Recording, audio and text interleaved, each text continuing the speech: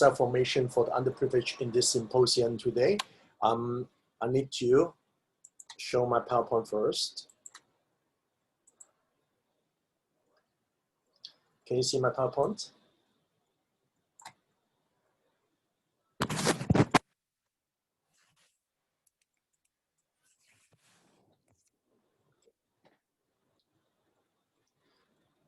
Right. Well, currently I'm studying a DPhil at the University of Oxford, and this paper is related to what I'm studying in the program.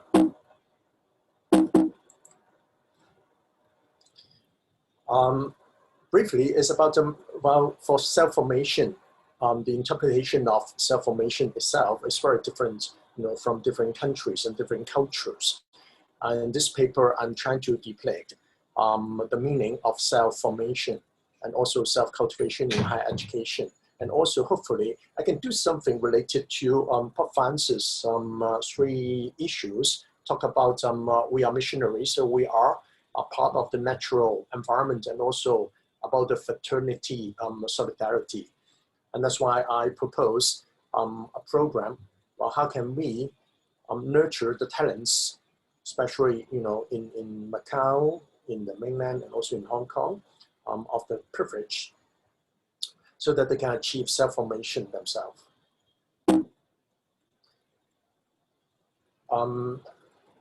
Well, before talking about the definition, I need to bring up the background of this study. According to the former leader of the Society of Jesus, Cohenbrecht, in 1986, the purposes of Jesuit education are related to three important elements. The first one is to create a dialogue between the faith and culture.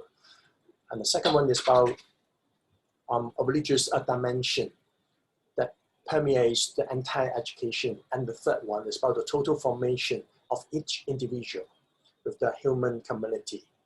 Now, basically, Jesuit's higher education aims to nurture its students with the whole person development. It can be reflected in different Asian Jesuit universities. These are all liberal arts universities. For example, in Sogang University, they uphold a vocation and the adoration of the mighty God. And also in Sophia University, a Japanese liberal arts university, also set up by Jesuit, the value of Catholicism and the truth. What do you mean by this? Well, we always like to mention about Jesuit. It's more related to three aspects as well: Jesuit traditions, Catholicism, and also the self-formation of students. So as a whole, according to one of the most cited professor at the University of Oxford, Simon Magison, self-formation is so important to play a role in both Western and Eastern cultures. But we have different interpretation, as I said. In the German tradition, they have the Bildung tradition. In the Chinese culture, we also have the Confucian self-cultivation.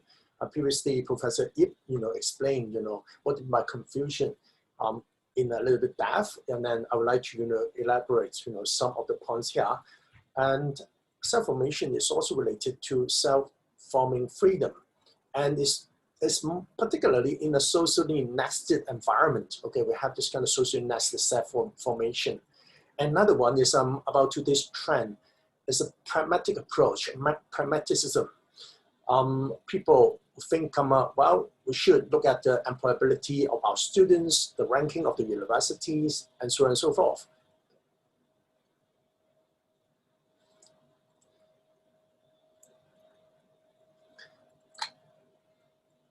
Going back to self-forming freedom as a purpose of higher education. Now, this is in the Western world is some very, very important interpretation. According to Sen, individual has the determination or this kind of will to design, and Sen suggested that a student or individual is an individual agent or change agent. You can change it by yourself based on three aspects. The aspects of freedom, well, the first one is about the control freedom.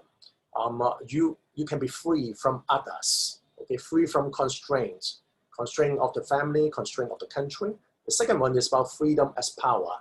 An individual should have the capacity to take action. You can do, okay, because you get the capacity. And then the last one, agency freedom, means that you have the will to act, okay? You can decide whether you would like to do this, you would like to learn this or not. Foucault's pinpoint reflexivity is very important. It is a mediating factor between the higher education institute and the change agent, between the individual. Once you learn this self-formation, you have more confidence to trust other people and manage yourself better. This is a transformational process. I mean, the self-formation. People might find that after doing this process, you need to struggle because you are changing from oneself to another, maybe to a new one that you never realized that before. In the French, culture, they have a word called automation. It's a lifelong learning process. And also there's another word called emancipation. It's also related to this kinds of, individual path of learning. How about in the Chinese culture? For Chinese, throughout the history, we might find that, our interpretation of self-forming is very much different from the West. In what sense? Well, Confucian's self-cultivation is a lifelong process similar to the French concept. But the final goal is different. We would like to pursue self-perfection. And then well, at the end of the day, we can be a very good citizen, of course. There's a very famous textbook in the Chinese history, or in our Chinese literature. It's called The Great Learning. Basically, there are 3 objectives and 8 steps. What are they? The three objectives. Excuse me. The first one is to manifest one's bright virtue. The second one is to love people. And the third one is to stop. I mean, you attain this perfect goodness. In Chinese, about, 在明明德，在親民，在止於至善. And 8 steps are to investigate things, extend one's knowledge, make one's intention sincere, correct one's mind, cultivate one's personal life, regulate one's family, governments, one's state, and settle the world at peace and harmony. Well, we also have this kind of Chinese description below. I would also suggest a self-formation center for the underprivileged in this paper. Basically, I try to answer the question regarding Provence's issues. Again, it's about this. We are missionaries. We are part of the natural environment, and also about the fraternity fidelity issue. Right, there's a plan. Hasn't realized that. I think regarding the fidelity, it's about try to collaborate with 2 institutes. One is the Caritas Institute of Hong Kong, of higher education in Hong Kong. The other one is the University of St. Joseph, to set up a center only tailor-made for the underprivileged. The aim is to assist all those talents or to nurture talents from the underprivileged of the society to become leaders. And what's next? So that they can be more, passionate or empathetic to build a better society and to protect our natural environment and its resources. The benefits of this initiative. Well, first of all, we try to assist the students from the lower income families and try to provide, an opportunity for them to gain access to the most outstanding universities in the world. The second one is, today the online platform is so popular, and we think it is a golden opportunity to help our students to, to do this kinds of education anywhere, anytime. So this is about a time to promote equality of education in China, in Macau, mainland China, in Macau and Hong Kong.